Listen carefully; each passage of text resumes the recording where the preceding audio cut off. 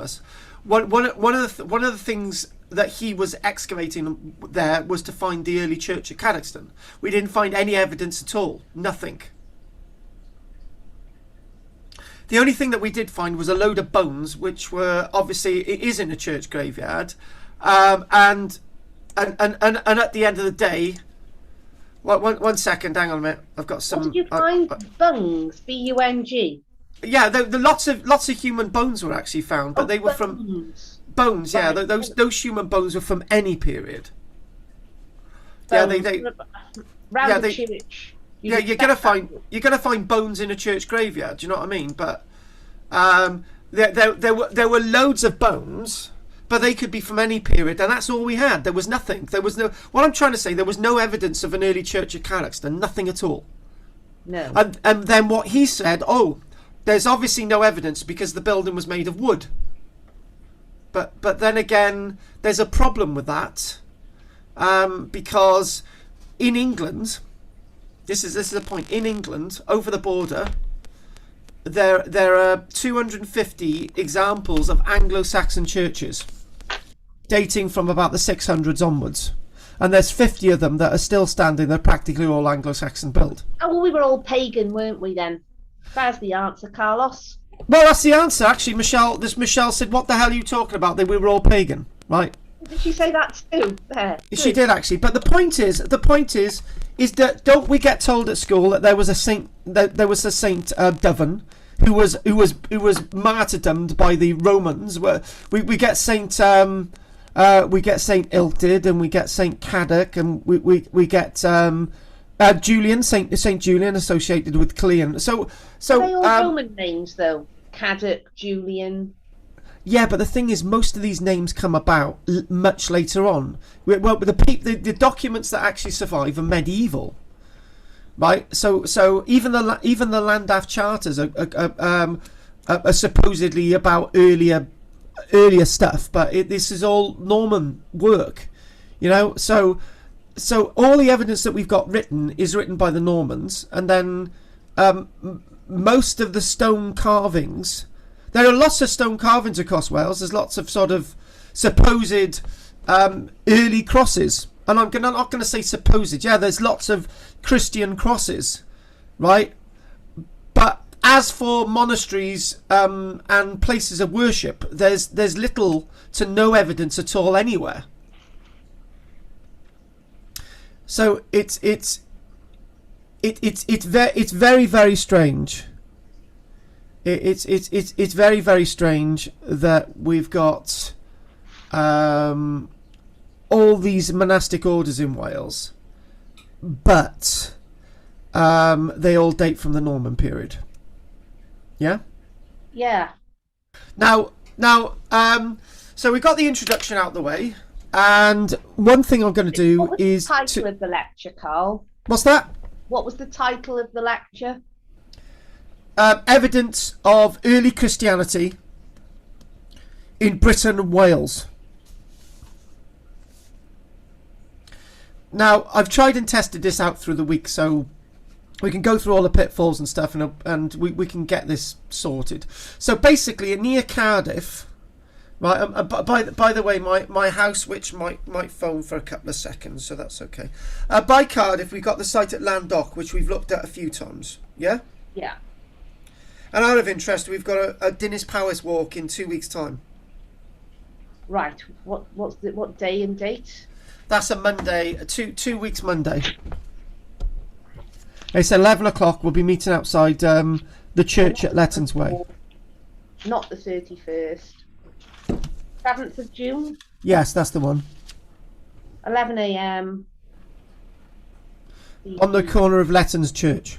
I'm not going to tell you the contents of the walk, but it'll definitely be interesting. Yeah, no, I'll come on that. I've got it in my diary. That's lucky because either side of it, I've got other things going on. Good. And we charge for the walks now £6.50. Hopefully we won't find a half dying sheep there as we did on Monday. Oh dear. When we did the walk in Cowbridge. Anyway, look, the point is, let's move on. So we've had all that sort of banter to start off with. So we're going to go to a site which you really know near Cardiff at Landock, and And the one thing that I've been saying a couple of weeks ago, we were talking about the link between human remains with the DNA at Dinas Powys Hill Fort and Landock at the back of the church, and this site, which was near the church anyway, the Roman site. So you've got 3 separate sites with 3 separate sets of human remains, and that they could all be dated to around the same dates, and the DNA and all the rest of it. But that was what I was talking about. One thing that I wasn't talking about, I made the comment, monasteries it did exist in Wales, and that's what I was saying 2 weeks ago. And there was a monastery at Landock. Nobody questioned me and asked me where that monastery was. And the answer is, I don't know. All we've done is say, right, we've got a big graveyard at the back of St. Docdoy's Church of in excess of 1,000, nearly 1,100 graves, right? Which is near the same amount of votes that we had on the regional list required. But the fact of the matter is, because there's this big cemetery at the back of the church, what I was saying, and what everyone says, what most people say, is that those human remains must have been related to a monastery. But a monastery hasn't been found. So what we've got all these human remains, and we're supposing that there was once a monastery there. Yeah? Perhaps, yes. But we've got no evidence for a monastery at all. This building that you're looking at now is the villa, the Roman villa that they found at Landock in 1977. This was all demolished and removed, which was a big shame. But this site itself, this is not a monastery. This is a Roman villa. Now, what I've done is say to people over the years, I've said that because Christianity was the official religion of the Roman Empire, by around 355, and everyone had to be a Christian, right? That everyone in Wales was naturally a Christian. But then again, most people in Wales in the 400s and throughout the Roman period was a native Briton, and most of them didn't build like the Romans, and they just traded with the Romans, and they just they did the odd thing like the Romans. So why should they have just all overnight been Christian? So I've taken what the historian has said, and I've said everyone was Christian across Britain in 400 years CE, AD 400. And in fact, there's very, very little evidence of that at all. Do you know what? There's more evidence of temples to Mithras in Britain or in southern Britain than than there's any evidence for Christianity anywhere in the whole of Britain. So you got one god represented, but there were lots of Roman gods, and we got more evidence of a pagan religion at the baths at Bath than we do for the whole of the Roman period in regards to Christianity. So you see the problem that we're up with. All I'm doing, I was just agreeing with the subtext, which I should have been disagreeing, but now I'm disagreeing, and the thing is, was there this massive sense of Christianity across the country? And the evidence tells me that there wasn't. Okay, so then we go to this one that we've already looked at. This is the Urbit Cross. Now I know we've looked at the Herbic Cross, and I know that we mentioned this a few weeks ago, and this is actually in the church graveyard at Landock. Have you ever seen it? No, but you showed it last week or the week before. What's it called? How do you spell that? The Herbic Cross. It's IRBIC. It's known as the Herbic Cross. Right. Okay. Yeah. So the thing is with the Urbit Cross is that it's a structure. It's a stone carving, and unfortunately the Urbit Cross looks like it's been constructed out of 4 separate monuments. Yes. Yeah, it doesn't look right. None of it adds. It's a bit like your friend giving you an artwork with 4 different sort of sets of paint strokes on it from 4 different artists, and then saying it's done by one person. It just doesn't go. But unfortunately, in archaeology, when somebody says something is something, everyone jumps and they agrees with it, right? But there's a thing about this. There's one thing I need to get to the topic, right? This is all made up of 4 separate monuments, indicating that there's a religious community nearby. Agreed? We can go with that. Except the bottom stone probably comes from the Roman villa. They may have been Christian, but then again, this has all been put together as one monument only about 150 odd years ago. Yeah? So what we're doing, we're taking this as evidence for monasteries and monks. But is it really evidence of monasteries? The thing is, what is this made out of? I'm being really patronising now. What is this made out of? Is it made of? Yeah, it's made of stone. You've answered it, right? If this is this is made of stone. Not if, this is made of stone. If this has survived, as it has, from 4 separate monuments, why hasn't the remains of the monastery survived? Where is it? Don't tell me that the monastery was made of wood and therefore we can't find it and all the monuments were made of stone. That just doesn't add up. Now, one thing that does add up is that if you go to Cornwall, for example, in Cornwall you've got all these early crosses on the side of the road, right? You know, you were in Cornwall with us, and you're seeing these crosses. You say, oh, there's a standing stone over there with it's a Christian cross. Oh, there's another one over there. It's a Christian cross. Oh, there's another one over there. It's a Christian cross. But did we see many monasteries?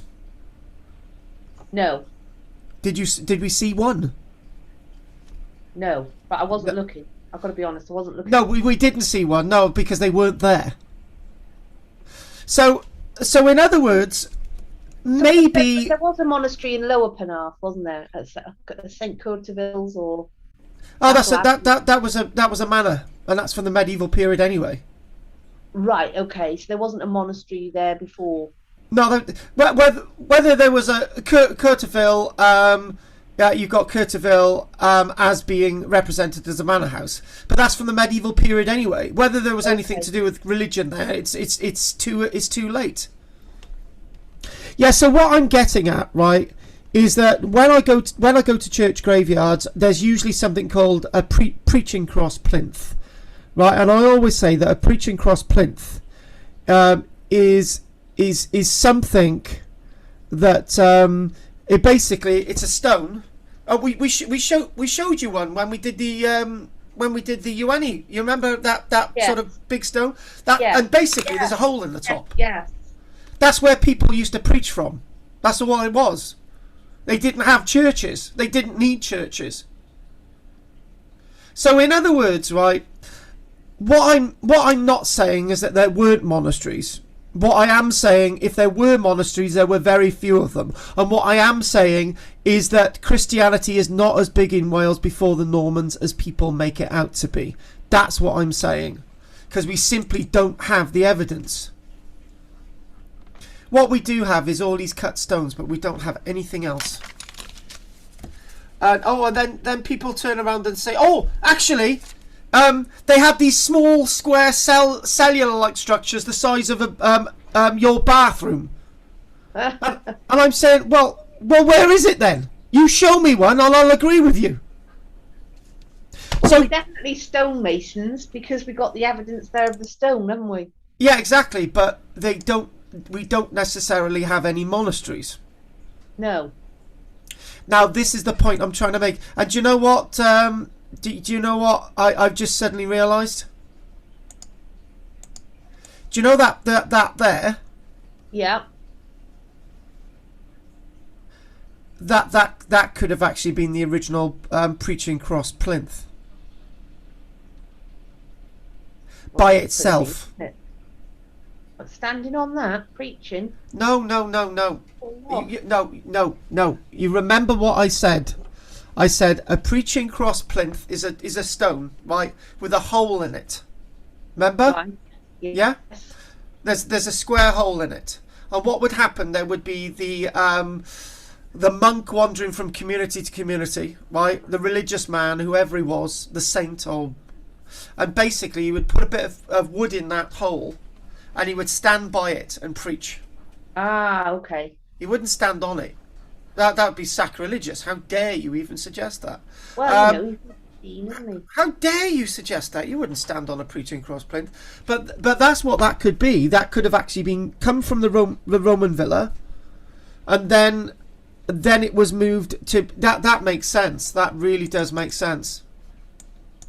Because all of this has been put together, that does make sense. And that middle bit could actually be part of a Roman capital from the Roman villa. Yes. So anyway, the next place we're going to actually go to is we're actually going to go to what I said. It's about Britain and Wales. Really, we're going to go to this place, Holy Island, which is now in Northumberland. Holy Island is the island of Lindisfarne. Ah.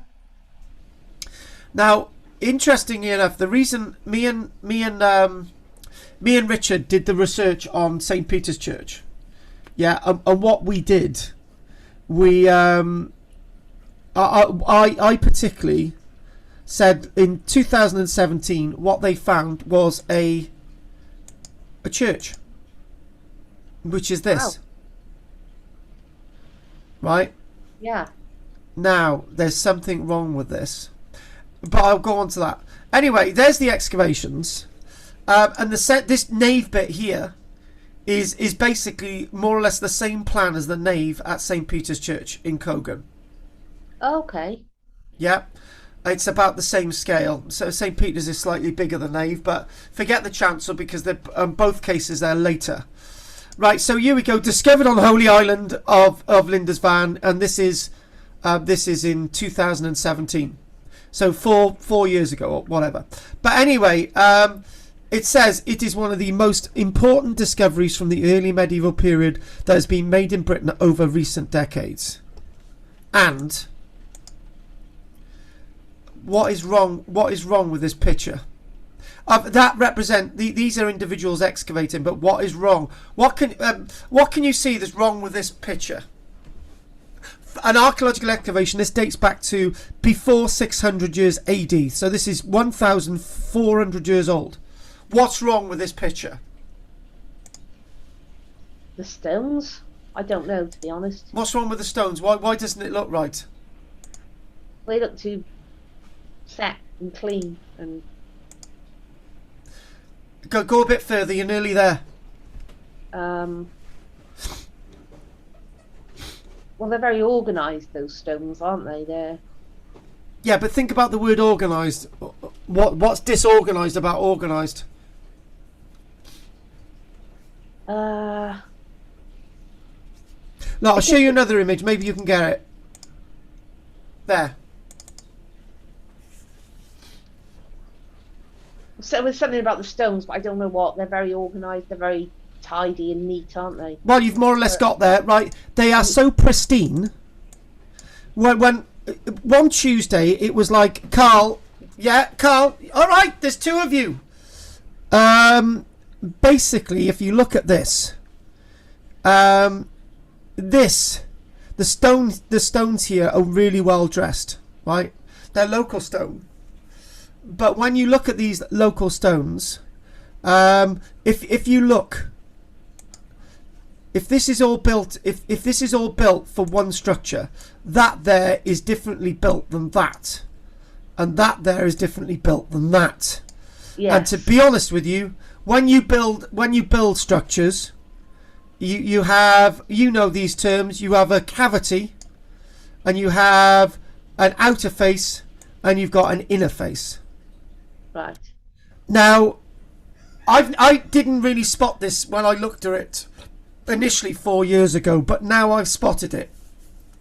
What is clearly wrong with this is all at the same level, and if you're gonna support big heavy timbers to be set on this, right? So if you put big, massive heavy beams on here, right?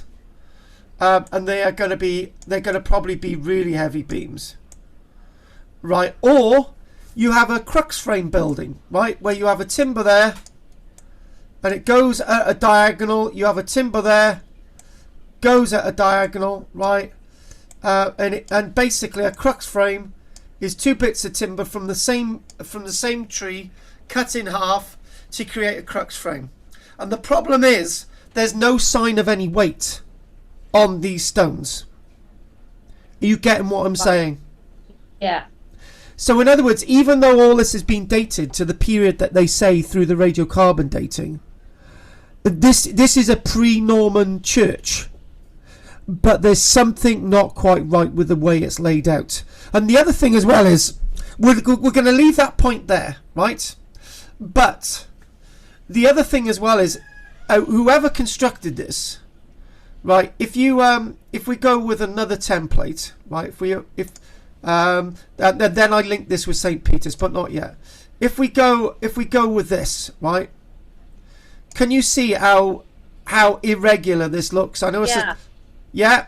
So if this was, those stones would be a gift to any stonemason at any period in history, but they don't look like they've been laid properly. Or I believe that these have been laid later in memorial to an earlier church that has been wiped out. That's what I believe. Okay, yeah, that would make sense, wouldn't it? Because one thing that one person said, I think in two separate classes, was that looks like it's laid out above the remains of an archaeological site that we want to indicate under the surface. Yeah. But that's how they excavated it, dating from the 600s to about 1000 years AD, just before the Normans got to Lindisfarne. The other point as well, they're saying that this is an Anglo-Saxon build church. But the fact of the matter is, when this was constructed, it could have been built by anybody interested in Christianity. The final point I want to make, because I know we're really limited for time, right? St. Peter's Church, for example, this stonework is laid out very similar to St. Peter's Church. Yeah. And I've told you this before. You weren't with us that day, but most of the rest of the structure at St. Peter's Church is either modern or much, much later. The herringbone at St. Peter's Church is modern. And the other thing about St. Peter's Church, you know, when I take people to churches, I always say that the chancel was built first, then the nave, then you had a tower, and then you would have a porch. Unfortunately, that has been the wrong assumption with some churches, because in this case, guess what comes first? This area, the nave. Because early Christianity was very different than it is today. What you'd have an altar, which would be here, if you had an altar, yeah? And what would happen, an individual would then preach to the people who were in front of him, right? Yeah. So this is where everybody was, right? So in other words, they had close contact with the person actually offering the sermon. Yeah. What happened in later Christianity, so if this is all dating, probably by about the in the Norman period or just before the Normans in regards to Lindisfarne, or then they added a chancel, right, which is this. And that means that those in the congregation are separated from the religious men. But to be honest with you, there's something very, very wrong with this. And there's something very, very wrong with this whole period of early Christianity. It doesn't lock in and it doesn't make sense. Now, is this familiar to you? Yes. Where is this? Is it Iwani? It's Iwani, yes. Oh, that's yeah. That's that other gateway on the far side that I was saying that day that you can see. This is the other gateway, the south gateway. Can you see how impressive that is? Now, that's nothing to do with what we're doing, right? But when I stood that day by here, right, and I stood a bit further over here, what I basically said was that the early origins of this site are much earlier than just the Norman period. Yeah? Yeah. And one thing I probably forgot that evening was the following. And I'm actually doing a walk in UNE tonight. So what I forgot that evening was to tell everybody that UNE Church itself, when they were working at the church, which is just a bit further up, which you've been to, they actually found some early pre-Norman carved stones. Yeah? Yeah. but nobody talks about it. You had pre-Norman carved stones, and nobody says anything about these pre-Norman carved stones. So that must mean that there must have been an early church, right, at Ueni. Makes a good point. Yes. Well, it was a popular spot as well to live, wasn't it? So and the other point is that in about 2007 they were excavating in the church graveyard, and they found some human remains of people dating from about the 400 and 500s. Right now, this is the important point, Rosamond. This is key. So if your friend comes in the door now, and this is the key point. 10:15. This is the massive point, right? This is the frame, right? The issue is that we got evidence of an early establishment at this site with the carved stones. We know that people were actually living there because we found some bodies, right? So we got 2 bits of evidence. And then the other thing, in 1131, the Delandres family, the De London family of Ogmore Castle, gave as a gift to the church Ueni Priory and land.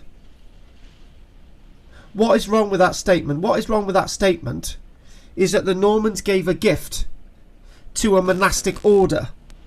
What happened to the religious order that was already there?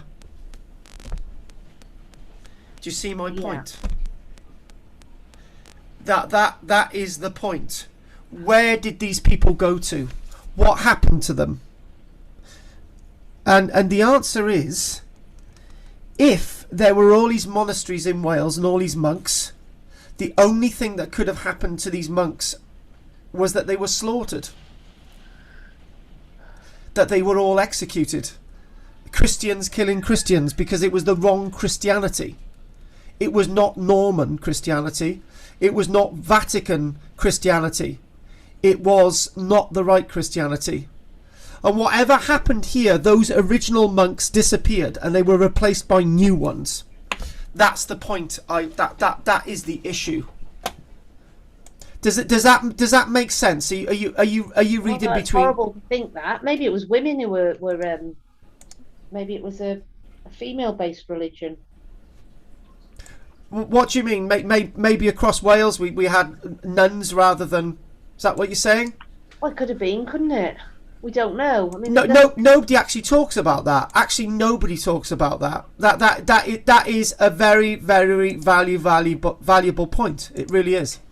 You know, when you think of a monk and all of this monasteries, you do think of men, don't you? But where's the women in all of this? Actually, the strange thing is, early Christianity. In early Christianity, there were priestesses. Yes. Where's the priestesses?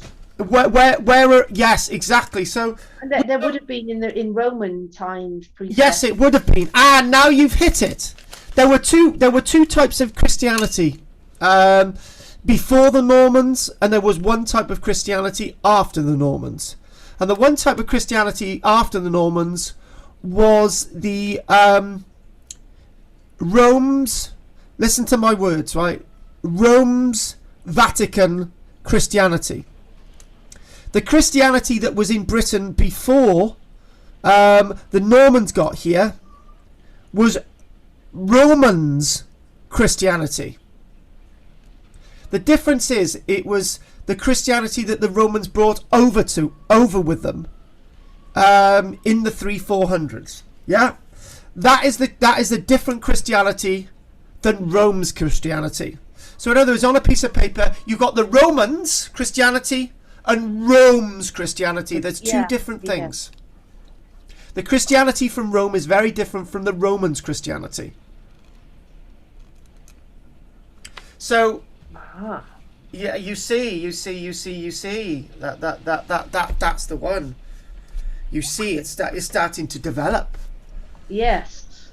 So, but the thing is, with this week, what I aim to do was try to get people to think. Yes, it certainly does get you thinking, doesn't it? Yes, exactly. Challenge. Exactly. It's a bit like today. What a challenge today is. Yes.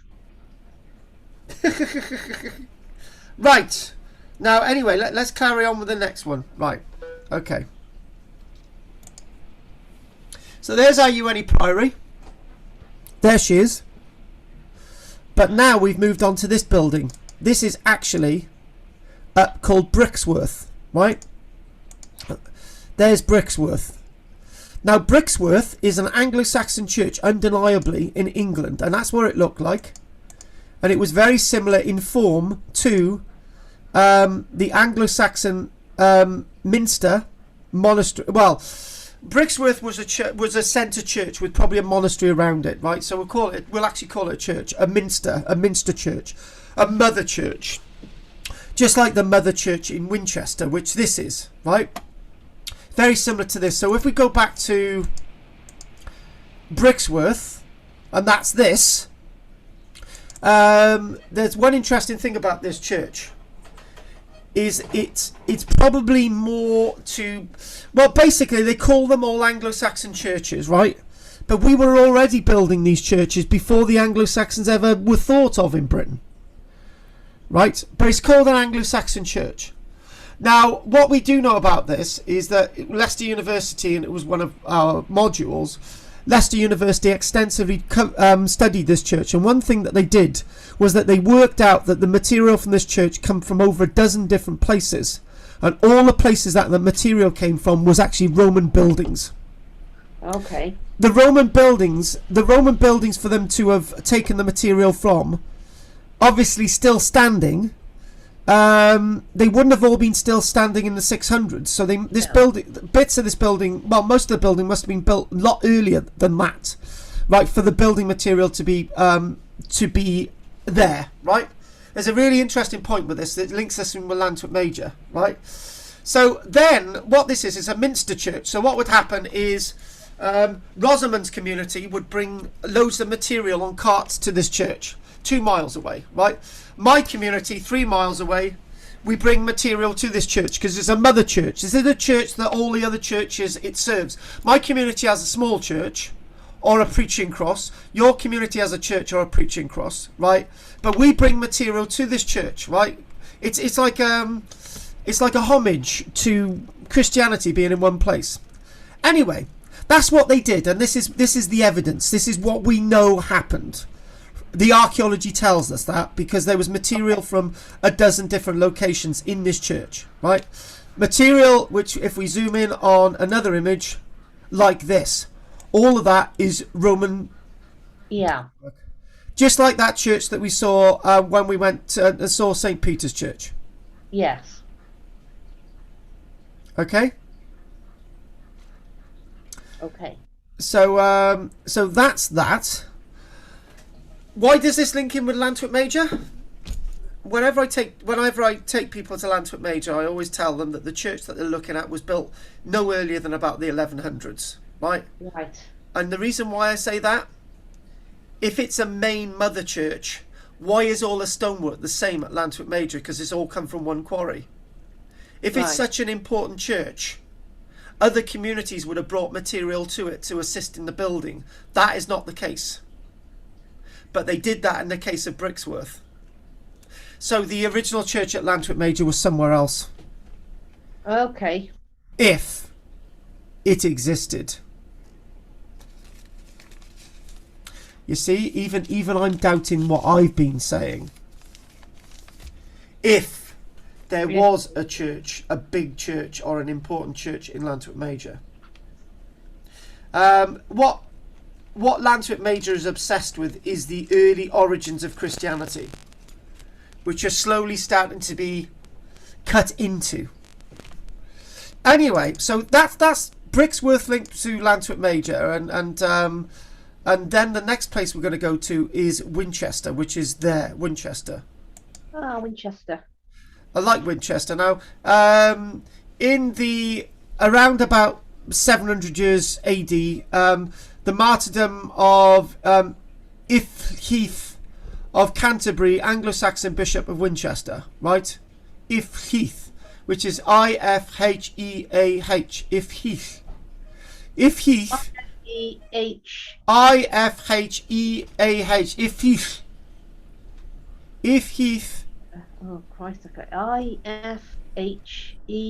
A-H. Oh, Heathcliff, right? Yeah, E-A-H. Yeah. Heath. The martyrdom Of Heath.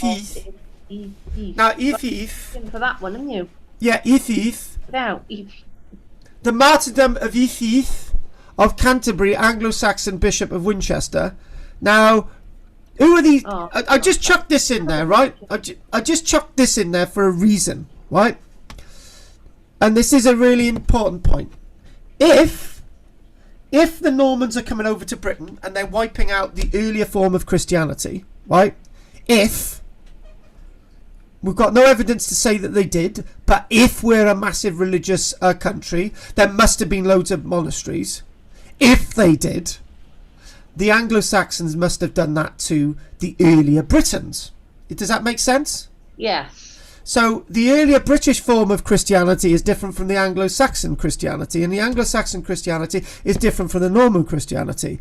So if Norman Christianity destroyed the Anglo-Saxon Christianity, and the Anglo-Saxon Christianity destroys the Roman Christianity, in very much the same vein that the Protestants destroyed Catholic Christianity in the 1530s and the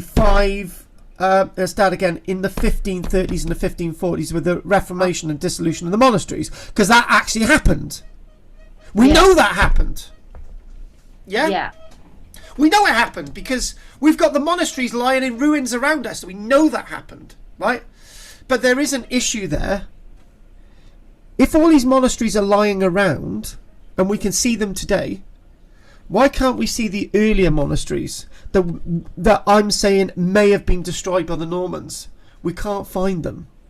Did they ever exist in the first place? Did these events that I'm talking about ever happen? Therefore, were we such a massive religious community? The answer is maybe not. Probably not. I'm going with probably not. And you know why I'm going with probably not? Because we were an uncivilized bunch. Shut up! The reason... No, that's a terrible thing to say. The thing is, right, probably not, right? Listen to the mathematics, right? We know of around 250 Anglo-Saxon pre-Norman churches and monastic cells and buildings throughout England, right? 250, right? Now, the population of England is probably... let me work this out... has always probably been about 17, 18 times bigger than Wales. Yeah? Yeah. So if you want to do the ratio, there should be around 20 odd monastic sites in Wales, or churches that date back to that period. The answer is there ain't. Do you know what I'm trying to say? Yeah. If there's 250 of these, it's still we know they still exist in England. And actually there's a wooden church in England as well that still stands, which is actually Anglo-Saxon, right? Yeah. So hang on a minute. There's a wooden church still standing, and there's other churches in places like York that are made of wood. They still stand, right? But we don't have a single example of any of these in Wales. None at all. And this is the same period. Do you see that there's something fishy? Yes, I do. Now, is to have an open eye. So when anyone ever says we're a massively religious country, just say, were we? Where's the evidence for that? Oh, it was all made of wood. Hang on a minute, right? You've got these stone crosses. Why are the stone crosses made of stone? Shouldn't the monasteries have been made of stone as well? The stone crosses might represent the odd person wandering across the landscape preaching, and that's all that was. That's all our Christianity was. And why do we have so many yew trees standing in Wales? That's what we're going to come on to soon. So this is anyway, what happened with the in Winchester was that the old minster was demolished by the Normans, and they built a new minster, right? Right. But even then, we still know it existed. There was remains of it in the 1960s. We found the remains of this minster in the 1960s. Yes. even if it was completely even if it was completely what's the word, this minster was completely demolished, but we still found the foundations of it. Yes. You know, I tell you what, right? Foundations, aren't they? Yeah. Yeah, they're foundations. Yeah, several deep foundations. The thing is, right? Let's talk about modern history. Let's just get a bit sort of sinister, right? Into 1944, the Germans were panicking in Eastern Germany and Prussia and Poland, with lots of the death camps. So what they did, they dug up the bodies. Oh. No, we've got to talk about this, right? Yeah. I'm just getting my head around it. They dug up tens of thousands of bodies of people that had been shot, right? But then again, the Germans actually started digging up bodies that the Russians did the same as the Germans in Poland. They mass executed thousands of people. Both sides did it, right? So anyway, I'll just chuck that in there. But the point is, even when the Germans started digging up all these bodies to burn them, right, they still couldn't get rid of all the evidence. The point is, even with modern technology and modern ways of destruction and bulldozers and all the rest of it, we still can't get rid of lots of this evidence.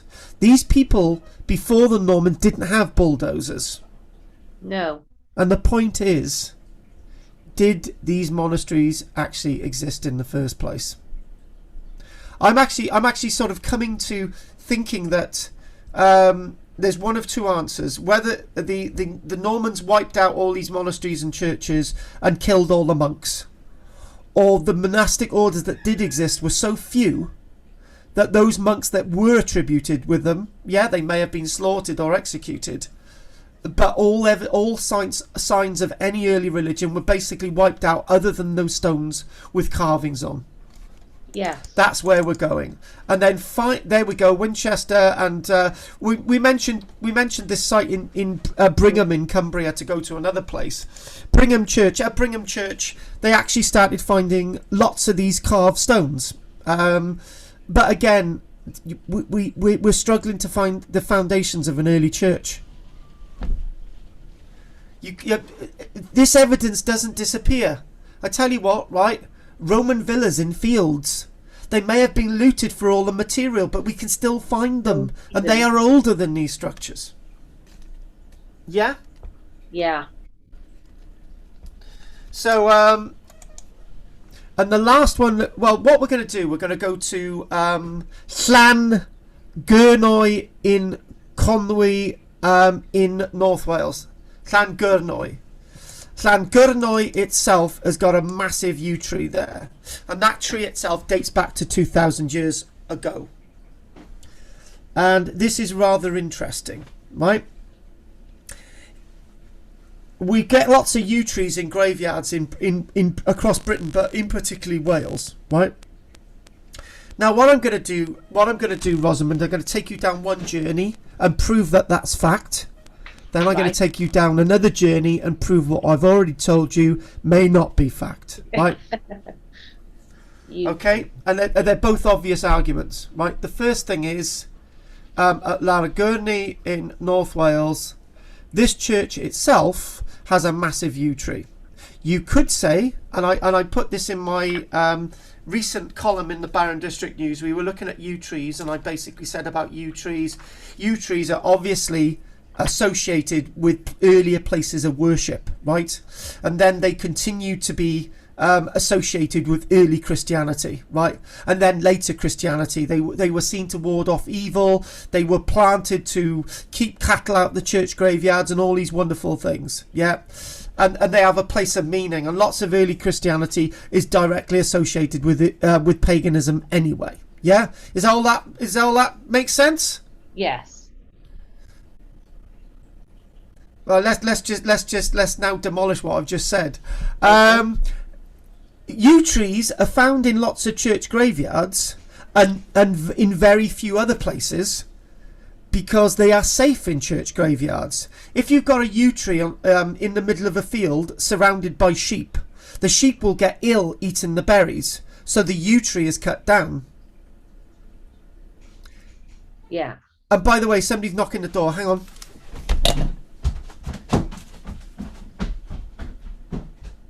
Hello?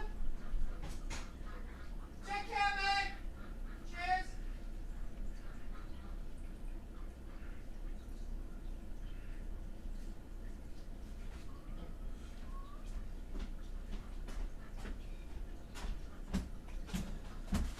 Oh, Rosamond, that's not bloody good.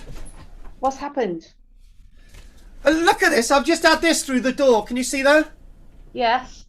I guess what it contains. £50 worth of postage stamps. Oh my God. And the rain's managed to get to some of them. Shit. That's badly delivered, isn't it? Well, it's usually in a plastic packet. Yeah, those are the stamps. I've just managed to save them. But if I was out... Yeah, that wouldn't have... Oh my gosh. Yeah, that's not good. That isn't good. Take a photograph of that and make a complaint. Yeah, bloody should. I bloody should. Anyway, let's crack on, Rosamond. I've got to make sure that those stamps don't get damaged because I've got to use them. Right. Anyway, what were we talking about? We were talking about yew trees. What I was saying, right, was that I've presupposed that these yew trees have a massive religious meaning because everybody said it, right? But the fact of the matter is, there is a reason why they're in a church graveyard, because they're protected. Yeah. And so the reason, and this is the other thing, the reason why we've got gravestones protected in a church graveyard is because they're in a church graveyard. Do you see what I'm trying to say? So if my evidence for early Christianity is based on these trees, right? And if my evidence for early religion is based on these trees, right, it's flawed. The trees may be very old, and I tell you what, I love yew trees. I love trees. Trees tell stories. Trees record history. But are we recording the wrong history from the trees? Yeah? I don't know. We'd have to ask the tree, wouldn't we? Maybe we should. Actually, maybe the trees do have the answer, and maybe one day we will be able to work out those answers. Do you know? Preserved in those trees are not just tree rings; are chemicals. Those chemicals in the tree might actually record libation offerings, i.e., oils and all sorts of things. Oh, of course, yes, yeah. I tell you what, we might have the answers to those questions in years' time, right? And we might be able to work out how many men and women used to pee underneath these trees. You know, I know that sounds silly, but you know, all these answers that all sorts of things going on. Yes, my friend is on her way, so Right, we got a couple of minutes. That's it. So finally, just two things. We got two places I want to look at. Right, not the dinosaur footprint. And finally, what we've got is when you go to Kaya Went, you see that, and that's the reconstruction, right? Right. And do you know what? When I take people to Kaya Went, right, I always say that this was a temple, and it was converted into a church. Yeah. Yeah, would make sense. Yeah, but no, it doesn't anymore. No. Because if you look at the space between that and that, yeah. This was part of the original temple, and that was the part of the original temple, and so was that, and so was that. Agreed? Okay. Yeah? I'll go with that. Yeah. So if that's the case, and then they convert it into a Christian church by putting this apse onto it, right? Why did they leave space at the back to do it? Don't know. You see what I'm trying to say? Yeah. Because lots of early churches had these apsidal things on the back. I like every other archaeologist has immediately assumed that this was actually converted into a church. But there is no evidence that it ever was. So in fact, what I've been telling people over the years may be completely wrong. Could be. And because there's a church nearby called associated with Tathan, right? As in Saint Tathan, and you've got Tathan in Kaya Went. We've just jumped the gun and said that this was a temple converted into a church. And finally, this here. When you used to go to St. Peter's Church, you used to see this herringbone Yes. until the archaeologists excavated down, and what you can clearly see, you can see the herringbone, but underneath, Right. Rosamond, There's deeper foundation. There's more stone. yeah, these are laid in rows, row after row. So in other words, the herringbone is relatively new compared with the very old masonry, and this masonry is much better than this masonry. So if the chancel was built first, it would have better masonry than the nave. So in other words, what came first at St. Peter's Church? The nave. Dead. Oh, right, okay. The nave. And the herringbone has been placed on a later date to restore bits of the church and all the rest of it. We know the church was extensively restored in the 1800s. And on that note, Rosamond, that's a nice place to end. Very interesting. That's a nice place to end. Are there any questions? No, more food for thought on dissecting the religion of Cymru. And having stamps delivered to a household in Cymru. Yeah, that was just shit. Thing is, these are actually not cheap. These stamps. No. These are for the these ones there. There you go. You always get nice stamps. Yeah, we do. These are actually £1.70 each. Those are lovely stamps, aren't they? Now, if you would have ordered your book this week, you would have had one of these on your envelope. Yeah, but I was one of the first 12, wasn't I, or something? Yeah. You know, the first 10. The first 10. Yeah. First 10. So I can't regret that, can I? No, you can't. And you've got it. Did you have it signed? I don't think you signed it, Carlos. No.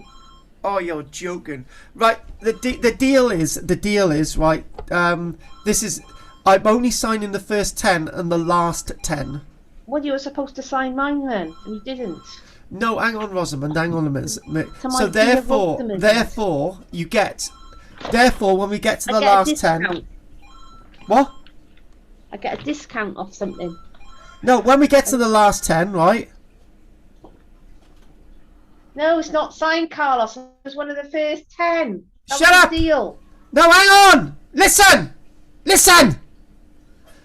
Because it's you, right? I will keep one of the numbers in the last 10 and I will sign it. What'll I do then? Swap? No, I'll just sign that one. Yeah, but then I'll have 2 books. No, it's the same book! Yeah, I know, but this one... Yes, what I'll do, I'll put... it'll be number 1 of the last 10. Well, this one will be. Yes!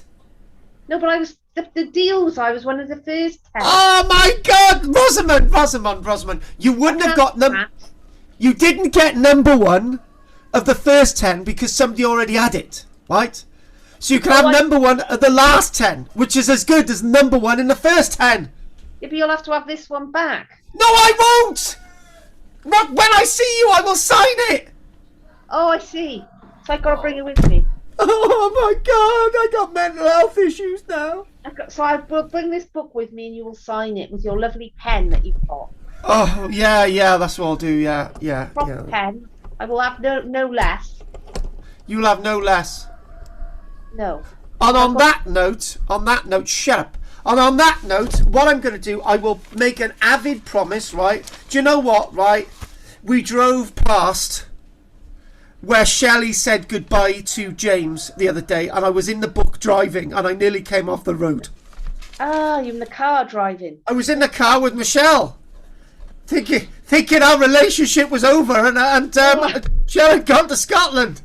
Should have pulled over. Yeah, I should have pulled over, yeah. So, anyway, on that note, are there any questions before we finish? No. So you can get... That was very interesting. I have noticed my book wasn't signed, and now it's putting it on the floor. Oh, stop it! Yes, okay. Right, on that note, Rosamond, be happy that you're going to get number 1 of the last 10. So shut up. Well, I was happy I was getting number one of the first 10. But you couldn't because you ordered it a couple of days after the guy who... I ordered it online with you on one of these lectures. Anyway. You and I are going to fall out over this. Now stop it. I'll get it signed and it'll... All right, come on. Okay, Rosamond, why don't I do this deal, right? Why don't I do a deal for you, right? I won't sign this book, but you will get the first one signed of the box of the prince. How does that sound? Now that means more. That should mean more to you than having this. This one was supposed to be signed. I'm going to get this one signed. Here's my friend coming now, so I'm off. Anyway, you get this one signed anyway, all right? All right. Cheers. Thank you. Anyway, I will give you a ring about tomorrow. I'll give you a ring about tomorrow in the morning, and we'll work that out, okay? Okay, yeah, because I'm not sure because of the weather. All right, then. But have you enjoyed today? Yes, wonderful. I'll see you soon. Yes. Ta-da. Bye-bye, Rosamond. Bye. Bye. Bye-bye. Bye-bye. Bye-bye. Bye-bye. Oh God, that's the recording over and done with whoever's watching on YouTube. And if anyone did watch on YouTube, then thank you very, very much. And I'm going now. I think I need to lie down actually. That was quite a thing. Okay, thank you very much. Bye. Bye-bye. Bye-bye.